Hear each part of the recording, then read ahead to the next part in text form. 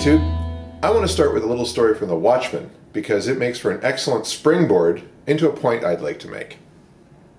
In the movie and in the comic, there's a sequence where there's a guy holding a gun on a woman. He's really pissed off at her for something that she's done. He holds it there for a sec, and while he's holding it, Dr. Manhattan, the basically super being or godlike being, is standing right beside them and says, "Don't do it." And this guy pulls the trigger and kills the woman. And Dr. Manhattan says, "You killed her and she was pregnant." And the guy turns to Dr. Manhattan and says, "And you did nothing to stop me. You could have turned the gun into a flower. You could have turned the bullets into butterflies. You could have turned the bottle she used to cut me into a newspaper.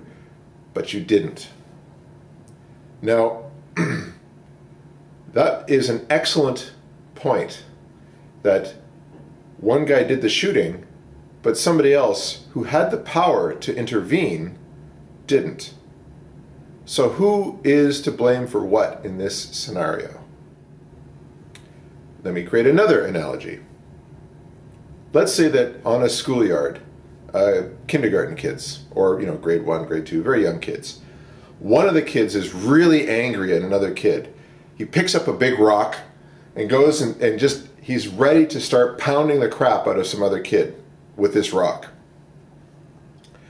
And a teacher sees it.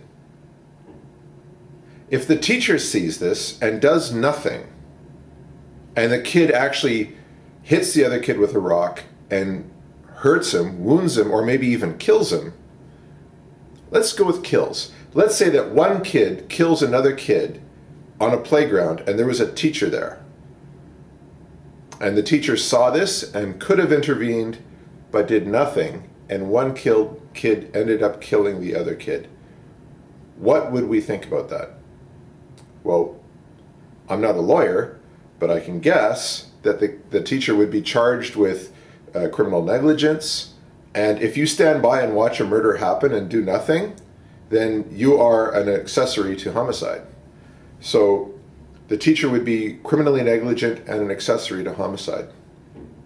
So even if the kid got off because the kid was, young, the teacher would not get off. So we would hold that teacher accountable. Why? Why would we hold the teacher accountable? Because the teacher was able to intervene and did not. So now let's take a look at, tons of events in the Bible. One example I was reading earlier today about the birth of Jesus. Apparently when King Herod, heard about the birth of Jesus, he sent the Magi to go find out where Jesus was so he could worship him. But, this was in secret, so they knew that something was up, and they were alerted that this was going to be bad, so once they found Jesus, they weren't actually supposed to return to Herod.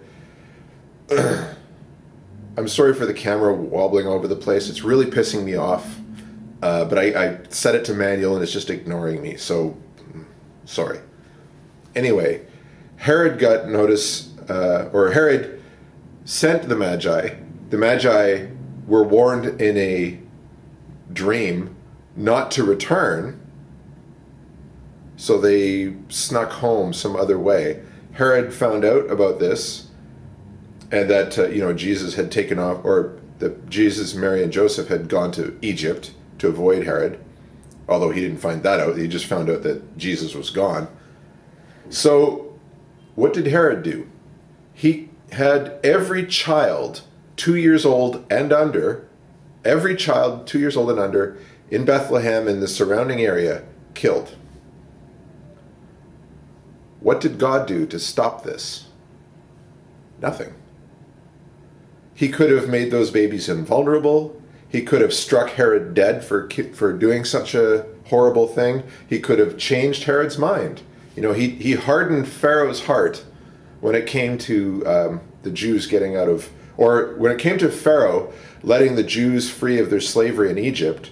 God hardened Pharaoh's heart and prevented him from letting the Jews go. So God does interfere with people's decision-making processes. But apparently only when they're about to do something good does he interfere. Because when Elisha summoned the two bears, to kill the kids, and he ended up killing 42 children because they called him bald, and he did this in the Lord's name, did God say, whoa, wait a minute there, Captain, you're not going to kill children because they called you bald? No, God apparently sat by and watched this happen, a mass murder of children, and it was totally fine with God. Now I ask you, how is that good? Because if we did that, you would spit on that person. When I say we, I mean a human. If any human slaughtered 40 children, or stood by and watched the slaughter happen, or slaughtered all the children of Bethlehem, 2 years old and under, or slaughtered all the firstborn of Egypt, these are all things that God either commanded or stood by and watched happen. What does that say about God? And why do you think God is somehow good after doing these things? Because anyone else doing these things, you wouldn't hesitate to call him bad. Thank you.